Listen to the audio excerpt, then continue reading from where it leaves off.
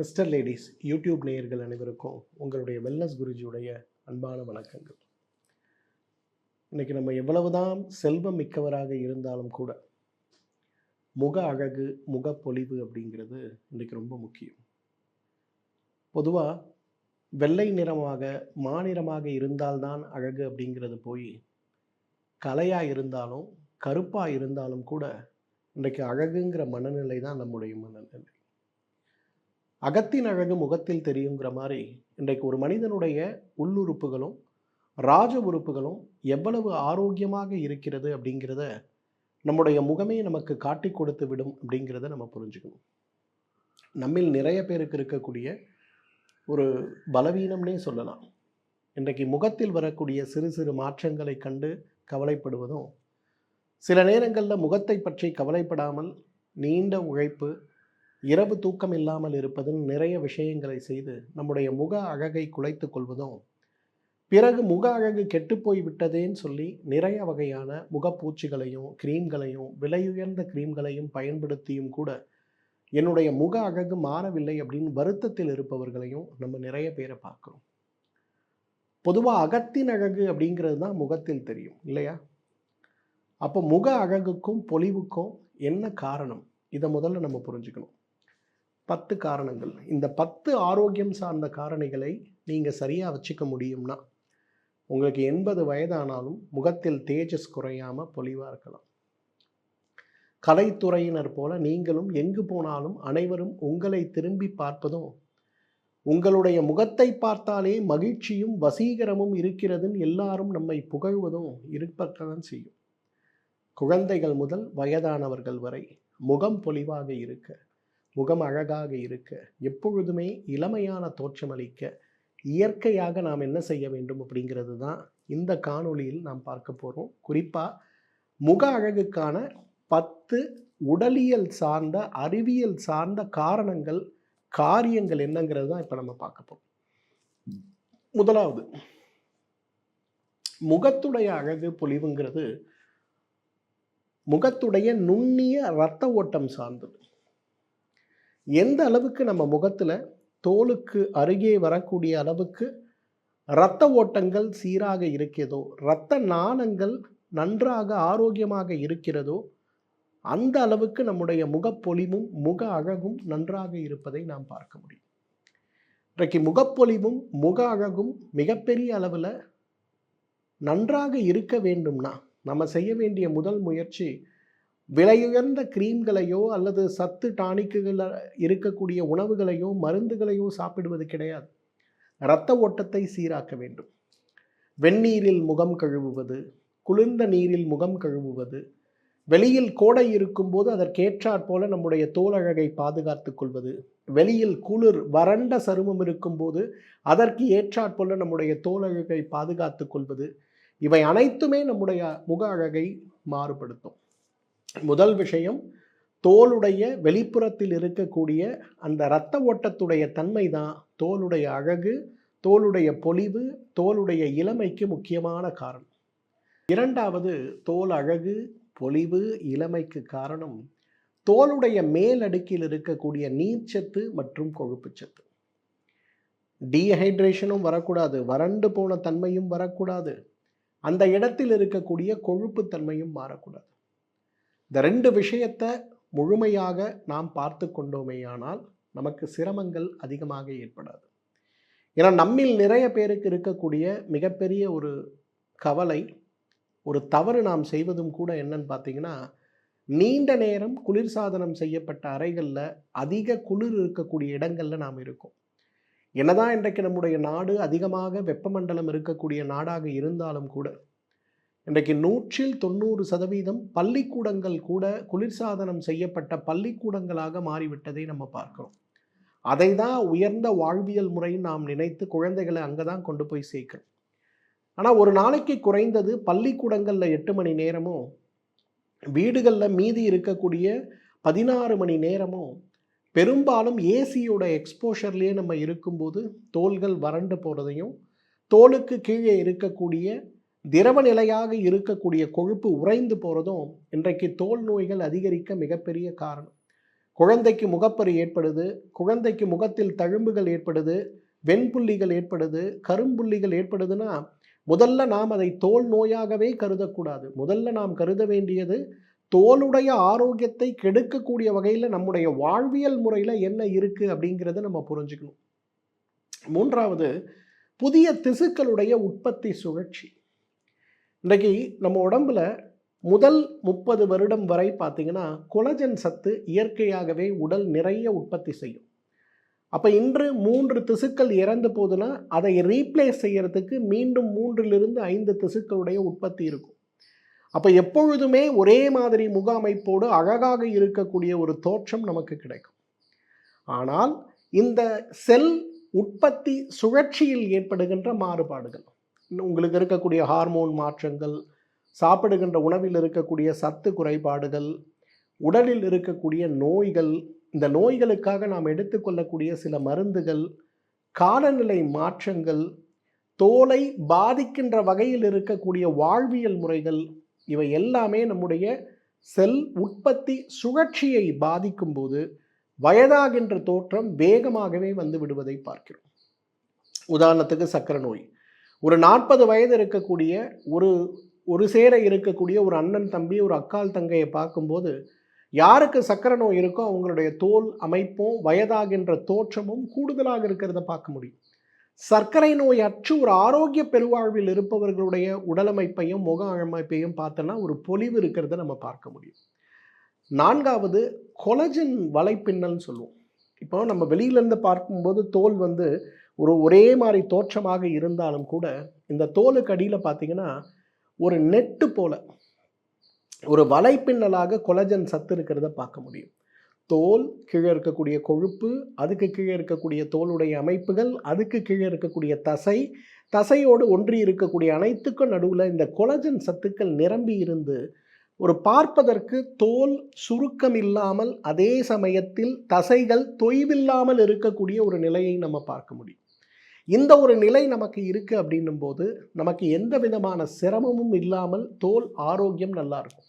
அதனால தான் 25 வயது 30 வயது வரை நீங்கள் என்னதான் வாழ்க்கையை அப்யூஸ் செய்தாலும், ஆரோக்கியத்தை துளி கூட நினைத்து கூட பார்க்காமல் உடலை கெடுத்து கொண்டாலும் கூட ஓரளவுக்கு முக அழகு இளமை நன்றாக இருக்கிறத பார்க்கலாம். ஆனால் 30 வயசுக்கு மேலே வருஷத்திற்கு 1% தான் குறைகின்ற கொலஜன் சத்துடைய சேர்க்கை மிகப்பெரிய மாற்றத்தை இன்றைக்கு நமக்கு ஏற்படுத்தி விடுகிறது இல்லையா? அதனால் கொலஜன் சத்துடைய வலைப்பின்னல் நம்முடைய முக அமைப்பிலிருந்து குறைந்து போகும்போது அது ஏற்படுத்துகின்ற பாதிப்பு மிகப்பெரிய பாதிப்புன்னு சொல்லலாம். அதே போல் இன்றைக்கு சரும எண்ணெயுடைய தரம், பொதுவாக நம்ம தோலில் பார்த்தீங்கன்னா தோலுக்கு கீழவே ஒரு கொழுப்பு கலந்த ஒரு அமைப்பு இருக்கிறத பார்க்க முடியும். இந்த கொழுப்பு கலந்த அமைப்பு எதுக்காக இருக்குன்னா, கோடை, குளிர், எதிர்பாராத ஒரு வெப்பநிலை மாற்றங்கள், குளிர் மாற்றங்கள், தண்ணீரை நம்ம தொடரும், இந்த மாதிரி நிறைய விஷயங்கள் இருக்குது. ஒரு 2 வீலரை ஓட்டிகிட்டு போகிறோம், இப்போ உடம்பெல்லாம் துணி போத்திருக்கோம், முகத்துக்கு துணி கிடையாது, அப்போ சில்லுன்னு காற்றுப்படுது. கோடையில் போகிறோம், கொதிக்க காற்றுப்படுது. இதெல்லாம் நம்ம உடம்பை பாதிக்கக்கூடாது இல்லையா? இந்த மாதிரி விஷயங்களால் பாதிப்பு ஏற்படாமல் இருப்பதற்காக நம்ம உடம்பு தோலுக்கு கீழேயே ஒரு கொழுப்பு படிமானத்தை வைத்திருக்கிறத நம்ம பார்க்கிறோம். அப்போ அந்த கொழுப்பு படிமானமானது சீராக இல்லாமல் போனால் முகத்துடைய பொலிவு குறைந்து போய்விடும். அந்த கொழுப்பு படிமானத்துடைய தரம் குறைந்து போகும்போது, அதோடைய குவாலிட்டி அண்ட் குவான்டிட்டி குறைந்து போகும்போது நமக்கு தோல் பொலிவிழந்து போய் கருமையாக மாறுவது, வெண்மையாக மாறுவதெல்லாம் ஏன் ஏற்படுதுன்னா, சருமத்திற்கு கீழே இருக்கக்கூடிய கொழுப்புடைய தன்மை குறைந்து போகிறதுனால தான். ஆறாவது, மெலனின் ஒழுங்குமுறை. இன்றைக்கி மெலனின் சத்து தேவைங்கிறது நம்ம எல்லாருக்கும் தெரியும். எங்கெல்லாம் மெலனின் சத்து குறைபாடு ஏற்படுதோ தோலுடைய நிறமாற்றம் ஏற்படுவதை நம்ம பார்க்கிறோம். கூடும்போது ஏற்படுகின்ற பாதிப்புகள், குறையும் போது ஏற்படுகின்ற பாதிப்புகள் ரெண்டுமே வருவதை பார்க்கிறோம். அப்போ மெலனின் சத்து அப்படிங்கிறது தோலுடைய ஆரோக்கியத்திற்கு மட்டுமல்ல, முகத்துடைய ஆரோக்கியத்துக்கும் ரொம்ப முக்கியம். ஒருவேளை அது இல்லைன்னா உடனே தோலுடைய பொலிவு, அழகு, இளமை அனைத்துமே மாறிப்போய் விடுவதை பார்க்க முடியும். வெறும் தோலுடைய ஆரோக்கியம்ங்கிறது முகம் சார்ந்த விஷயம் மட்டும் கிடையாதுங்க. உங்களுடைய கல்லீரல் மற்றும் ஆன்டி ஆக்சிடென்ட் சத்துக்கள் எப்படி இருக்குன்னு பார்க்கணும். இன்னைக்கு மஞ்சக்காமாலை வந்தால் என்ன ஆகுது? தோலெல்லாம் மஞ்சளாக மாறி போகிறத பார்க்க முடியும். அதே போல் ரத்த சோகை வந்தால் தோலெல்லாம் வெளிரி போகிறத பார்க்க முடியும். அதே போல் உங்களுக்கு காசநோய் வந்தால் தோலெல்லாம் கருத்து போவதை பார்க்க முடியும். லிவர் சிரோசிஸ், உங்களுக்கு கிட்னியை போலவே லிவரம் கெட்டு போகுதுன்னா தோலே கருத்து போய் முகமே கருத்து போகிறத பார்க்க முடியும். இன்றைக்கி முகத்துடைய ஆரோக்கியம், தோலுடைய ஆரோக்கியம்னு வரும்போது எல்லாரும் வெறும் தோல் சார்ந்த உறுப்புகள், தோல் சார்ந்த சத்துக்களைத்தான் பார்க்குறோமே தவிர ஆயுர்வேத மருத்துவம் தான் இந்த உலகத்திற்கே தோலுடைய ஆரோக்கியத்திற்கும் ஈரலுடைய ஆரோக்கியத்திற்கும் இருக்கக்கூடிய தொடர்பை வெளிப்படுத்தியது. அப்போ தோலுடைய ஆரோக்கியமும் ஈரலுடைய ஆரோக்கியமும் சீராக இருந்தால் மட்டும்தான் முக அழகும் பொலிவும் இளமையும் இருக்கும். உங்களுக்கு ஈரல் ஆரோக்கியம் கிடைக்கல, உங்கள் உடம்பில் இருக்கக்கூடிய ஆன்டி ஆக்சிடென்ட், தோலுடைய உடம்புடைய இயக்கத்துடைய திசுக்களுடைய உற்பத்தியுடைய சத்து குறைபாடுகள் உங்களுக்கு மிகப்பெரிய அளவில் ஏற்பட்டு விட்டது அப்படின்னா அது பெருபாதிப்பை உங்களுக்கு ஏற்படுத்த வாய்ப்பு இருக்குது. அதனால் யாரெல்லாம் தோல் நோயோடு போராடுகிறீங்க, முக அழகோடு போராடுகிறீங்க, முக அழகு இல்லைன்னு கவலையில் இருக்கீங்க, தோல் சுருக்கத்தோடு போராடுகிறீங்க, தசைகளுடைய சுருக்கத்தோடு போராடுகிறீங்க, முகம் பார்ப்பதற்கே வயதாகி போனது போல கடுமையான மாற்றத்தோடு இருக்கிறதுன்னு போராடுகிறீங்க, நீங்கள் முதல்ல செய்ய வேண்டியது தோல் மருத்துவரை பார்த்து அவர் கொடுத்த மருந்துகளும் பூச்சிகளும், விலையுயர்ந்த மருந்துகளும் பூச்சிகளும் கூட எனக்கு உதவி செய்யவில்லைன்னு கவலையில் இருப்பவர்களாக நீங்கள் இருந்தீங்கன்னா முதல்ல நீங்கள் செய்ய வேண்டியது உங்களுடைய ஈரல் ஆரோக்கியமும் நாம் சாப்பிடுகின்ற உணவுகளில் ஆன்டி ஆக்சிடென்ட் மூலக்கூறுகளும் சீராக இருக்கான்றதை பார்க்கணும். அந்த சீரான தன்மையற்ற ஒரு நிலை ஏற்படும் போது உங்களுக்கு சிரமங்கள் அதிகமாவது மட்டுமல்ல, மீண்டும் மீண்டும் சிரமத்தோடவே ஓடக்கூடிய நிலை ஏற்பட்டு விடுவதை பார்க்க முடியும். அதே போல் 8வது பெருங்குடல் ஆரோக்கியம். இன்றைக்கி எல்லாருமே புரிஞ்சிக்க வேண்டிய ஒரு விஷயம் என்னென்னா, அகத்தின் அழகு முகத்தில் தெரியுங்கிற பழமொழிக்கு நான் புரிந்து கொள்ளக்கூடிய ஒரு கூற்று என்னென்னா, உங்களுடைய பெருங்குடல் ஆரோக்கியம் எப்படி இருக்குங்கிறத உங்கள் முகம் காட்டி கொடுத்துரும். நீங்கள் நல்லா 60 வயசானா ஹெல்த்தியாக இருக்கீங்கன்னா, உடம்பளவில் ஹெல்த்தியாக இருக்கீங்க, முகம் சுருங்கி போயிருக்கு, உங்களோட கட் ஹெல்த் நல்லா இல்லைன்னு அர்த்தம். 25 வயசு பையன் உடம்பெல்லாம் முகப்பருவோடு வரான். காரணம், முகம் பருங்கிறது முகத்தில் ஏற்படுகின்ற தோல் நோயாகத்தான் இந்த சமூகம் பார்க்கிறது. பெஸ்ட் டெர்மட்டாலஜிஸ்ட் கிட்ட போகிறோம், ஸ்டீராய்டு க்ரீம்லேருந்து எல்லாம் கொடுக்குறாரு, சரியே ஆகலை. ஏன் ஆகலை? உங்களுடைய கட் ஹெல்த் சரியாகாமல் உங்களுடைய முக அழகு சரியாகாது. உங்களுடைய குடல் ஆரோக்கியம்தான் உங்களுடைய முக ஆரோக்கியம், உங்களுடைய குடல் ஆரோக்கியம்தான் உங்களுடைய அழகு, உங்களுடைய குடல் ஆரோக்கியம்தான் உங்களுடைய இளமையான பொலிவான முகம் மற்றும் தோலுடைய ஆரோக்கியம். அதனால் எங்கெல்லாம் கட் ஹெல்த் அடிபட்டிருக்கோ அங்கெல்லாம் உங்களுக்கு ஸ்கின் பாதிப்பு நிறைய இருக்கிறத நம்ம பார்க்க முடியும். அதே போல் ஹார்மோன் நோய்களும் இன்சுலின் ரெசிஸ்டன்ஸும். இன்னைக்கு இதுதான் நிறைய பெண் குழந்தைகள் கிட்ட நம்ம பார்க்கறது. ஒரு காலத்தில் பெண் குழந்தைகள் கிட்ட மட்டும் பார்த்துட்டு இருந்தது, இன்னைக்கு ஆண்களுக்கும் நிறைய பாதிப்பு ஏற்படுவதை பார்க்கிறோம். அப்போ இந்த பெண் குழந்தைகளுக்கு ஏற்படுகின்ற ஹார்மோன் மாற்றங்கள் பெண் குழந்தைகளுடைய முக அமைப்பையே மாற்றி விடுவதை பார்க்கிறோம். இன்சுலின் ரெசிஸ்டன்ஸ் வருதுன்னா முதல்ல நீங்கள் பார்க்குறது இந்த நெத்தி பகுதியில் ஏற்படுகின்ற கருப்பு நிறம், கழுத்துடைய பின்பகுதி, அக்கல் பகுதி, எங்கெல்லாம் மடிப்புகள் இருக்கோ அங்கெல்லாம் கருப்பாக மாறுவதை பார்க்க முடியும். இதுக்கு பேர் இன்சுலின் ரெசிஸ்டன்ஸ்னு பேர். இந்த இன்சுலின் ரெசிஸ்டன்ஸுங்கிறது இன்றைக்கு மிகப்பெரிய அளவில் பாதிப்பை உருவாக்கக்கூடிய ஒரு விஷயமாக இருக்கிறத நம்ம பார்க்குறோம். ஸோ இன்றைக்கு ஹார்மோன் மாற்றங்கள் நம்மளோட ஃபேஸில் இருக்கக்கூடிய மாற்றங்களாக மாற்றம் கொண்டு வருவதையும், இன்சுலின் ரெசிஸ்டன்ஸ் மிகப்பெரிய அளவில் முகத்தை பொலிவிழந்து போகச் செய்வதற்கும் நிறைய வாய்ப்புகள் இருக்குது. 10வது என்னோட ஃபேவரட்டு, இன்றைக்கு தூக்கமின்மை நோய்களும் உடலில் இருக்கக்கூடிய நிணநீர் சுரப்பிகள் சார்ந்த பலவீனங்களும் இன்றைக்கு மிகப்பெரிய காரணமாக இருக்குங்க. இன்றைக்கி நமக்கே தெரியும், நம்ம வீட்டில் ஒரு கல்யாணம், ஒரு 10 நாள் நம்ம ஓடுறோம் ஆடுறோம் ஓடி வரும், 11வது நாள் நம்ம முகத்தை பார்த்தோன்னா முகமே விகாரமாக மாறி போயிருக்கிறது பார்ப்போம்.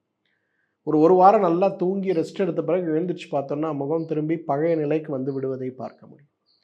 எங்கெல்லாம் நிணநீர் சுரப்பிகளுடைய மாற்றங்களும் பலவீனங்களும் இருக்கிறதோ அங்கே எல்லா இடத்துலையும் நிறைய பிரச்சனைகள் நமக்கு இருக்கிறத பார்க்க முடியும்.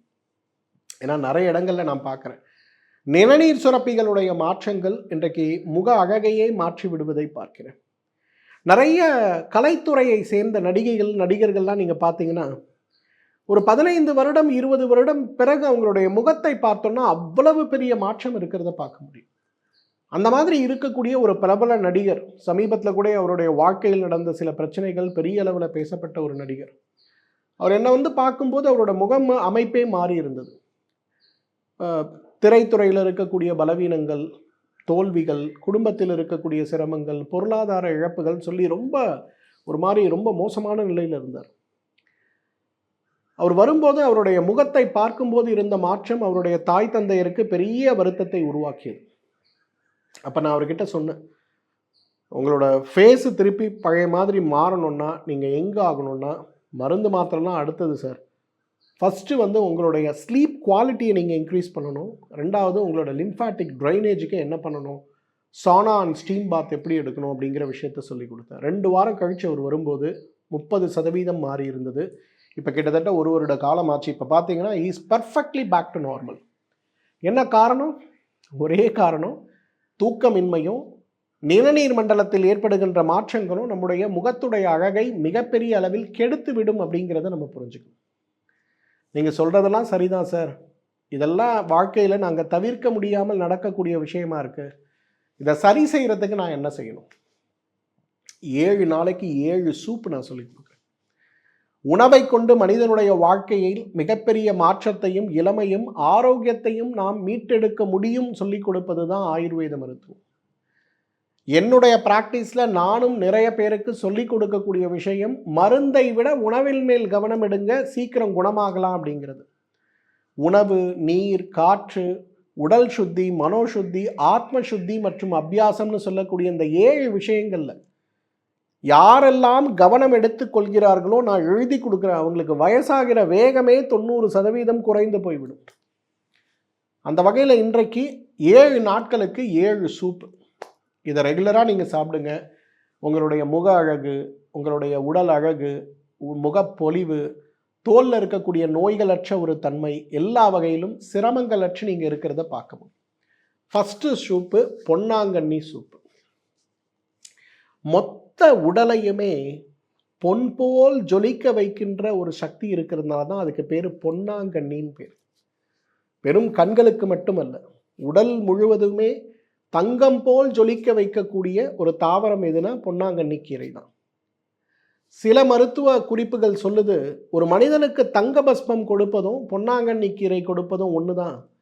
ஒரு சித்தர் அவரோட பாடலில் அழகாக சொல்கிறாரு, மதியிழந்து தங்க பஸ்மத்தை சாப்பிடுவதை விட பொன்னாங்கண்ணி கீரையை சாப்பிட்டாலே தங்க பஸ்மத்துடைய குணம் இருக்கிறதுனால, தங்க பஸ்மமே அதில் உறைந்து இருக்கிறதுனால உடல் தங்கம் போல் ஜொலிக்கும் அப்படின்னு சொல்கிறார்.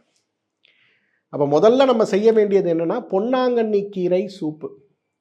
தமிழ்நாட்டில் இருக்க நம்ம எல்லாருக்கும் பொன்னாங்கண்ணி கீரை சுலபமாக கிடைக்கக்கூடிய ஒரு கீரை தானே. இன்றைக்கி தான் நிறைய ஆன்லைன் வணிகங்கள்லாம் வந்துருச்சே, கீரை சப்ளை பண்ணுறதுக்குனே ஒரு ஆப் இன்றைக்கி இருக்கிறத பார்க்கணும். கீரை கடனே வச்சுருக்காங்க. அந்த ஆப்பில் போய் உங்களுக்கு தேவையான கீரையை கூட நீங்கள் வாங்கிக்கலாம். ஸோ பொன்னாங்கண்ணி கீரையை திங்கட்கிழமை பயன்படுத்துங்க. கீரையில் சூப் வைக்கிறது உங்கள் எல்லாருக்கும் தெரியும், அதே போல் சூப் வைங்க. அப்போ திங்கட்கிழமை அன்று நமக்கு பொன்னாங்கண்ணி கீரை. பொன்னாங்கண்ணி கீரையில் இருக்கக்கூடிய தங்க கனிமம் சார்ந்த தாதுக்கள் நம்முடைய முக அழகுக்கு மிகப்பெரிய அளவில் உதவி செய்யும். ரெண்டாவது, செவ்வாய்க்கிழமை அன்னைக்கு நன்னாரி சூப்பு. என்ன சார் நன்னாரி சொல்கிறீங்க? உடலில் இருக்கக்கூடிய பித்தத்தை குறைத்து, இன்ஃப்ளமேஷனை குறைத்து, ஆன்டி ஆக்சிடென்ட் மூலக்கூறுகளை அதிகரித்து, முகத்திற்கு தேவையான கொழுப்புச்சத்து, திரவச்சத்துன்னு சொல்லக்கூடிய ஹைட்ரேஷனை இந்த கோடைக்காலம் மட்டுமல்ல குளிர்காலத்திலும் மீட்டு கொடுக்கக்கூடிய சக்தி நன்னாரிக்கு உண்டு. நன்னாரியை விட சிறந்த காயகல்ப மருந்து இருக்கிறதாங்கிறது ஒரு கேள்விக்குறிங்க. அவ்வளவு சிறந்தது நன்னாரி. அப்போ நன்னாரியை நம்ம சூப் மாதிரி வச்சு குடிக்கலாமா? குடிக்கலாம். கோடை காலத்தில் மட்டும்தான் நன்னாரியை நம்ம பயன்படுத்துகிறோம் குளிர்ச்சிக்காக. ஆனால் வருடத்தின் 365 நாட்களுமே நன்னாரியை நாம் உணவாக பயன்படுத்திய சமூகம் தான். இன்னைக்கு பயன்படுத்தாத, நன்னாரினா என்னன்னு தெரியாத, கோடைக்காலம் வந்தால் மட்டும்தான் நன்னாரியை சூப்பா அல்லது திரவமாக சாப்பிடுகின்ற ஒரு கலாச்சாரம் மாறிப்போன ஒரு சமூகமாக நம்ம மாறிட்டோம். நன்னாரி சூப் மிகப்பெரிய அளவில் முக அழகுக்கு, முகப்பொலிவுக்கு, தோல் ஆரோக்கியத்திற்கு, இளமைக்கு சிறந்த ஒரு சூப்புன்னு சொல்லலாம். அப்போ செவ்வாய்க்கிழமை அன்னைக்கு நன்னாரி சூப்பு. நன்னாரி வேறு நாட்டு மருந்து கடையில் கேட்டால் உங்களுக்கு கிடைக்கும். வாங்கிட்டு வந்து நல்லா பொடி செஞ்சு அதை தண்ணியில் போட்டு கொதிக்க வச்சு சாறு எடுத்து அந்த சாறை கொண்டு வழக்கமாக நீங்கள் எப்படி சூப்பு செஞ்சு சாப்பிடுவீங்களோ, மிளகு தக்காளி எல்லாம் போட்டு செய்வீங்களோ அந்த மாதிரி செஞ்சு சாப்பிட்லாம். சுகந்த மனம் இருக்கும். நீங்கள் நன்னாரியை தண்ணியில் போட்டு கொதிக்க வச்சு பாருங்களேன், உங்கள் வீடு ஃபுல்லாக அந்த வாசனை இருக்கும். ஒரு நாள் இல்லை 2 நாள் அந்த வாசனை இருந்துக்கிட்டே இருக்கும். ஸ்வீட் ஸ்மெல், அப்படியே நம்ம ரசித்து பார்க்கக்கூடிய ஒரு ஸ்மெல் இருக்கிறத நம்ம பார்க்கலாம். 3ஆம் நாள் புதன்கிழமை அன்று கீழாநெல்லி சூப்பு. கீழாநெல்லியோட பயன்களை பற்றி பேசணுன்னா, இன்னைக்கு தமிழனுடைய மரபு மருத்துவத்தை பற்றி உலகமே புரிந்து கொள்வதற்கு ஒரு காரணமாக இருந்த ஒரு தாவரம் எதுனா கீழாநெல்லி தான். ஒரு 40 வருடத்திற்கு முன்பு ஒரு ஆராய்ச்சி கட்டுரை வெளிவந்தது. எவ்வாறு கீழாநெல்லி ஈரல் ஆரோக்கியத்திற்கு உதவி செய்கிறதுன்னு சொல்லி ஐசிஎம்ஆர்லேருந்து நடந்த ஆராய்ச்சி தான் முதல் முறையாக 40 வருடங்களுக்கு முன்பு இயற்கை மருத்துவமும் அறிவியல் பூர்வமானது அப்படிங்கிற ஒரு விஷயத்தை உலகுக்கு உணர்த்தியதை நம்ம பார்க்கிறோம். கீழாநெல்லி அத்தனை சிறந்த ஒரு மருந்து. இன்றைக்கு உங்களுடைய ஈரல் ஆரோக்கியம் தான் உங்களுடைய தோல் ஆரோக்கியம், உங்களுடைய பெருங்குடல் ஆரோக்கியம் தான் உங்களுடைய பொலிவு இளமைக்கு காரணம். அப்போ இது ரெண்டத்தையும் ஒரு சேர நமக்கு கொடுக்கக்கூடிய சிறந்த உணவு எதுனா கீழாநெல்லி தான். கீழாநெல்லி சூப் இஸ் ஒண்டர்ஃபுல் சூப். அதை நீங்கள் வாரத்துக்கு ஒரு முறை புதன்கிழமை அன்னைக்கு கீழாநெல்லி சூப்பு சாப்பிட முடியுமான்னு பாருங்கள்.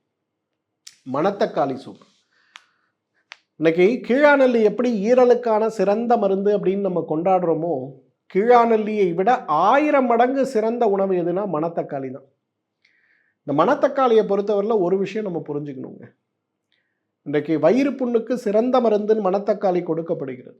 இன்றைக்கு ஈரல் புற்றுநோய்க்கே சிறந்த மருந்து எதுனா மணத்தக்காளி தான். மணத்தக்காளியிலிருந்து எடுக்கக்கூடிய ஒரு மூலக்கூறை சுவிஸ் நாட்டை சேர்ந்த ஒரு நிறுவனம் புற்றுநோய்க்கான ஒரு மருந்தாக தயாரித்து அந்த மருந்தை இன்றைக்கு கொடுக்குறாங்க. அந்த மருந்துடைய ஒரு டோஸ் மருந்துடைய விலை கிட்டத்தட்ட 80,000 ரூபாய். ஆனால் இதற்கான அடிப்படை மூலக்கூறு எதிலிருந்து வருதுன்னா மணத்தக்காளி கீரையிலிருந்து தான் வருது. அப்போ யோசிச்சு பாருங்க, நம்ம வீட்டு தோட்டத்தில் மணத்தக்காளி கீரை இருந்ததும், மணத்தக்காளியை அடிக்கடி சாப்பிடுகின்ற வழக்கத்தை நாம் வைத்திருந்ததும் ஏன் ஈரல் நோய்களை தமிழர்களிடம் அதிகமாக இல்லாமல் பாதுகாத்தது? இந்த கலாச்சாரமாக உணவு உண்ணக்கூடிய பழக்கம்தான். இன்றைக்கு ஈரல் பெருநோய்கள் பரவுகின்ற ஒரு காலகட்டத்தில் நம்ம இருக்கும். ஒவ்வொரு மருத்துவமனையுமே கோடிகளில் செலவு செய்து லிவர் டிரான்ஸ்பிளான்ட் யூனிட்னு சொல்லக்கூடிய கல்லீரல் மாற்று அறுவை சிகிச்சை மையங்களை உருவாக்கி கொண்டிருக்கிறார்கள். ஏன்னா அடுத்த 20 வருடத்தில் அதுதான் பெரிய தொழிலாக இருக்க போகிறதுங்கிறதுனால. அதெல்லாம் தடுக்கணும். நான் என்ன பண்ணணும்? வெறும் முக அழகுக்கு மட்டும் இல்லைங்க, பொலிவுக்கு மட்டும் இல்லை, இளமைக்கு மட்டும் இல்லை, ஈரலை பாதுகாக்க வியாழக்கிழமை அன்று தவறாமல் மணத்தக்காளி சூப்பு சாப்பிட முடியுமான்னு பாருங்க. வெள்ளிக்கிழமை அன்று வாழைத்தண்டு சூப். இந்த வாழைத்தண்டில் இருக்கக்கூடிய ஒரு பியூட்டி என்ன தெரியுமா? லிம்ஃபாட்டிக் ட்ரைனேஜ்னு சொல்லக்கூடிய நிணநீர் மண்டலங்களில் இருக்கக்கூடிய சிரமங்களை நீக்கக்கூடிய மிக அருமருந்து எதுனா வாழைத்தண்டு தான். கால் வீக்கமாக இருக்குது, பாத வீக்கமாக இருக்குது, தொடப்பகுதியில் நீர் தேங்கி கிடக்கு, உடம்பெல்லாம் நீர் தேங்கி இருக்க மாதிரி பாதிப்புகள் இருக்குன்னு நீங்கள் நினைக்கிறீங்கன்னா வெறும் வாழைத்தண்டை சூப்பு போட்டு சாப்பிடுங்களேன். அவ்வளவு அழகாக உள்ளிருக்கக்கூடிய கழிவுகள் சிறுநீர் வழியாக வெளியேறி உடல் ஆரோக்கியம் அடைவதை நம்ம பார்க்க முடியும். இன்றைக்கு வாழைத்தண்டு முகத்தில் இருக்கக்கூடிய, கழுத்து பகுதியில் இருக்கக்கூடிய, சைனஸ் தொந்தரவில் இருக்கக்கூடிய, கழுத்துக்கு மேலே இருக்கக்கூடிய உறுப்புகளில் இருக்கக்கூடிய நிணநீர் மண்டலத்தால் ஏற்படுகின்ற முக வீக்கத்தை, முகச் சுருக்கத்தை, அந்த இடத்தில் இருக்கக்கூடிய கழிவாக இருக்கக்கூடிய, தொற்றாக இருக்கக்கூடிய அமிலங்களை வெளியேற்ற வெள்ளிக்கிழமை அன்று வாழைத்தண்டு சூப் சாப்பிடுங்க. சிறந்த மருந்து. பொதுவாகவே நம்ம கலாச்சாரத்தில் வாரம் ஒரு முறையாவது வாழைத்தண்டு சாப்பிடுகின்ற ஒரு நிலை இருந்தது. என்றைக்கெல்லாம் புளிக்குழம்பு இருக்குமோ அன்றைக்கு வாழைத்தண்டு பச்சடியோ அல்லது வாழைத்தண்டு பொரியலோ சமூகத்தில் இருக்கும். ஏன்னா புளி சாப்பிடும்போது வாட்டர் ரிட்டன்ஷன் அதிகமாகும், உடம்புல உப்புத்தன்மை அதிகமாகும். கூட வாழைத்தண்டு சாப்பிட்டீங்கன்னா டயூரெட்டிக், உள்ளே இருக்கக்கூடிய நீர் போகும், உடம்பு ஆரோக்கியமாக இருக்கும். வாரம் ஒரு முறை வாழைத்தண்டை கடலை பருப்பு போட்டு கூட்டாக வைத்து சாப்பிட்ட ஒரு சமூகம் தான் நம்ம. இப்போல்லாம் அதெல்லாம் பண்ணுறதில்லை யாரும். அதனால தான் இன்றைக்கு சிறுநீரக நோயோடு, லிம்ஃபாட்டிக் ட்ரைனேஜ் சார்ந்த நோயோடு போராடி கொண்டிருக்கிறோம். ஸோ வெள்ளிக்கிழமை அன்னைக்கு தவறாமல் வாழைத்தண்டு சூப் சாப்பிடுங்க. சனிக்கிழமை அன்னைக்கு கரிசலாங்கண்ணி சூப். கரிசலாங்கண்ணியை விட உடலுக்கு ஆன்டி ஆக்சிடென்ட் மூலக்கூறுகளை கொடுத்து ஈரல் ஆரோக்கியத்தை மேம்படுத்தி, மண்ணீரல் ஆரோக்கியத்தை மேம்படுத்தி, இரத்த சோகை நோயை முழுமையாக குறைத்து, ஹார்மோன் பேலன்ஸ்னால ஹார்மோன்கள் சரியாக இல்லாமல் இருக்கக்கூடிய இம்பேலன்ஸ்னால வரக்கூடிய சிரமங்களை மாற்றி உடலை ஆரோக்கியப்படுத்தக்கூடிய சிறந்த உணவு எதுன்னு கேட்டிங்கன்னா கரிசலாங்கண்ணி தான். இந்த பொன்னாங்கண்ணி கீரை, கரிசலாங்கண்ணி கீரை, இந்த 2 கீரை யார் வீட்டில் வாரத்துக்கு 1 நாள் 2 நாள் சாப்பிட்றீங்களோ அந்த வீட்டில் இருக்கக்கூடிய குழந்தைகளும் சரி பெரியவர்களும் சரி நோயினால் பாதிக்கப்படுவதற்கு வாய்ப்பே இருக்காது. அந்தளவு ஆரோக்கியத்தை மேம்படுத்தக்கூடிய அருமருந்துகளில் ஒன்றாக இருப்பது எது? பொன்னாங்கண்ணி கீரையும் கரிசலாங்கண்ணி கீரையும் தான். தவறாமல் சனிக்கிழமை என்று கரிசலாங்கண்ணி கீரை சாப்பிடுங்க. கரிசலாங்கண்ணி கீரையில் வெள்ளை கரிசலாங்கண்ணி, மஞ்சள் கரிசலாங்கண்ணின்னு 2 கிடைக்கும். வெள்ளை பெரும்பாலும் வெளிப்புற பிரயோகத்துக்காக பயன்படுத்தப்பட்டாலும் உள்ளுக்கும் சாப்பிடலாம். மஞ்சள் தான் பெரும்பாலும் நமக்கு கிடைக்கக்கூடியது, தாராளமாக சாப்பிடலாம். இந்த கரிசலாங்கண்ணி கீரையை சாப்பிட்றதுனால நமக்கு கிடைக்கக்கூடிய இன்னும் ஒரு பெரிய பலன் என்னன்னா, திசுக்களில் இருக்கக்கூடிய அணுக்களில் இருக்கக்கூடிய அந்த எதிர்மறை ஆற்றல்கள் கொஞ்சம் கொஞ்சமாக உடலிலிருந்து வெளியே போய் உடல் ஆரோக்கியம் அடைந்து விடுவதை பார்க்க முடியும். ஏன்னா இன்றைக்கு நம்ம எல்லாரும் செய்ய வேண்டிய முயற்சி, முழுமையான முயற்சி, உடலை ஆரோக்கியப்படுத்தக்கூடிய முயற்சி வெறும் கழிவு நீக்கத்திற்கு மட்டும் இல்லை, உடலில் புதிய திசுக்களுடைய உற்பத்திக்கும் இருக்கணும். ஆன்டி ஆக்சிடென்ட் மூலக்கூறுகள் அதிகமாக இருக்கக்கூடிய முதல் 10 கீரைகளில் இந்த கரிசலாங்கண்ணி கீரை இருக்கிறத நம்ம பார்க்க முடியும். 6 நாள் ஆச்சு, 7வது நாள் வெட்டிவேர். எவ்வாறு நன்னாரி சூப்பு உடலில் இருக்கக்கூடிய வளர்சிதை மாற்றத்தை குறைத்து பித்தத்தை குறைத்து தோலுடைய ஆரோக்கியத்திற்கு உதவுகிறதோ அதே போல வெட்டிவேர் இன்றைக்கு மிகப்பெரிய மாற்றத்தை நமக்குள் தர வல்லது. இந்த வெட்டிவேரை பொறுத்தவரையிலுமே இன்றைக்கு தமிழர்களுக்கு இயற்கை கொடுத்திருக்கக்கூடிய சிறந்த வரம்னு சொல்லலாம். வெட்டிவேரை மறந்த சமூகமாக நம்ம மாறிட்டோம். ஒரு காலத்தெல்லாம் வீட்டில் இருக்கக்கூடிய தண்ணீரில், பானை தண்ணீரில் ஒரு நன்னாரி துண்டையும் 4 வெட்டிவேரையும் கலந்து போட்டு வச்சுருவாங்க. பள்ளிக்கூடங்களில் கூட இருக்கும். நாங்கள் படிக்கும்போது பள்ளிக்கூடங்களில் தான் இருக்கும். அந்த தண்ணீரை நம்ம குடிக்கும்போது தொற்றுக்கள் இல்லாத, சளி பிடிக்காத, சிரமம் இல்லாத ஆரோக்கியமான ஒரு தலைமுறையாக நாம் வளர்ந்தோம்.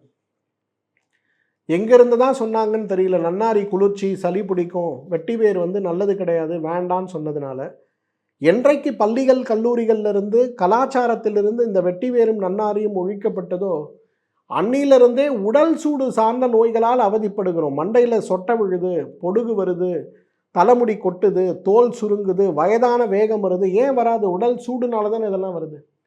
அப்போ உடல் சூடை மாற்றி நம்மை நாமே ஆரோக்கியப்படுத்தி கொள்ள வேண்டும் வரும்போது அதற்கு மிகப்பெரிய அளவில் உதவி செய்கின்ற அருமருந்தாக இருப்பது எதுனா வெட்டிவேர் தான். அப்போ இந்த 7 நாளைக்கு 7 சூப். திங்கட்கிழமை என்று பொன்னாங்கண்ணி, செவ்வாய்க்கிழமை என்று நன்னாரி, புதன்கிழமை என்று கீழாநெல்லி, வியாழக்கிழமை என்று மணத்தக்காளி, வெள்ளிக்கிழமை என்று வாழைத்தண்டு, சனிக்கிழமை என்று கரிசலாங்கண்ணி, ஞாயிற்றுக்கிழமை என்று வெட்டிவேர். பாருங்க, இன்னைக்கு முக அழகு, அதற்கு காரணமான 10 விஷயங்களை நம்ம பார்த்தோம். அந்த 10 விஷயங்களையும் அதிகப்படுத்தக்கூடிய 7 வகையான சூப்புகளை நான் உங்களுக்கு சொன்னேன். இது மட்டும் போதுமா? 3 விஷயங்களில் கூடுதலாக நீங்கள் கவனம் எடுக்கணும். Number 1 detox. அகத்தின் அழகு முகத்தில் தெரியும். அப்போ வயிற்றில் கொழுப்பு கழிவுகள் தேங்குதுன்னா என்ன ஆகும்? முகம் இருள ஆரம்பிச்சிடும், கருப்பாக ஆரம்பிச்சிடும், வெளுத்து போக ஆரம்பிச்சிடும். அப்போ என்ன பண்ணணும்? குறைந்தது வருஷத்துக்கு ஒரு முறை 7 நாட்கள் எடுக்கக்கூடிய டீடாக்ஸ் சிகிச்சை. முதல் நாள் 30, அடுத்து 45, அடுத்து 60, அடுத்து 75, அடுத்து 90, 6ஆம் நாள் 105 மில்லி, 7ஆம் நாள் காலையில் பேதிக்கு மருந்து. 7 நாளும் ப்ராப்பர் டயட்ல இருந்து எடுக்கக்கூடிய ஒரு டீடாக்ஸ். இதை நீங்கள் செய்யணும். இதை செய்யும்போது, இந்த உணவு முறைகளை நீங்கள் பின்பற்றும் போது பெரிய மாற்றம் வருவதை பார்க்கலாம். 2வது எண்ணெய் குளியல். என்னதான் சூப்புகள் மற்ற விஷயங்கள் நம்ம சாப்பிட்டாலும் எண்ணெய் குளியல் மூலம் தோலுக்கு வெளியில் இருக்கக்கூடிய காயங்களும் கண்ணுக்கு தெரியாத காயங்களையும் மாற்ற முடியுமா? முடியாது. அப்போ எண்ணெய் குளியல், குறிப்பாக நான் சொல்லக்கூடிய எண்ணெய் குளியல், முகத்திலிருந்து கால் வரை விளக்கெண்ணெய் தேய்த்து தலைக்கு நல்லெண்ணெயோ தேங்காய் எண்ணெயோ தேய்க்கக்கூடிய குளியல். வாரத்துக்கு 2 முறை. பெண்களாக இருந்தீங்கன்னா செவ்வாய் வெள்ளி, ஆண்களாக இருந்தீங்கன்னா புதன் சனி. முறையாக செஞ்சு பாருங்களேன், அவ்வளவு பெரிய மாற்றம் ஏற்பட்டு விடுவதை பார்க்க முடியும். எண்ணெய் குளியல் மிகச்சிறந்த சிகிச்சை உங்களுடைய தோல் ஆரோக்கியத்துக்கு. 3வது தியானம். பொதுவாக நீங்கள் இன்றைக்கு இருக்கக்கூடிய குருமார்கள், ரிஷிகள், சித்தர்கள், நீங்கள் யாரை பார்த்தாலும் அவங்க முகத்தில் இருக்கக்கூடிய ஒரு தேஜஸை பார்ப்போம்.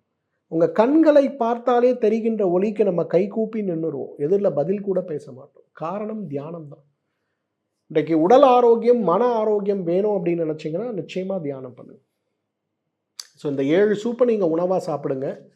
அது கூட வருஷத்துக்கு ஒரு முறை செய்யக்கூடிய உடல் கழிவு நீக்கம், மாதத்துக்கு ஒரு முறை மா இலை, கொய்யா இலை, வேப்ப இலை வச்சு சாப்பிடக்கூடிய பேதிக்கான சிகிச்சை. 2வது எண்ணெய் தேய்த்து குளிக்கின்ற பழக்கம். 3வது நிச்சயமாக தியானம். இந்த 3 விஷயத்தை நம்ம இதோட சேர்த்து செஞ்சோம்னா எழுதி கொடுக்குற உங்களோட வயதாகின்ற வேகம் குறைந்து போகிறத பார்க்க முடியும்.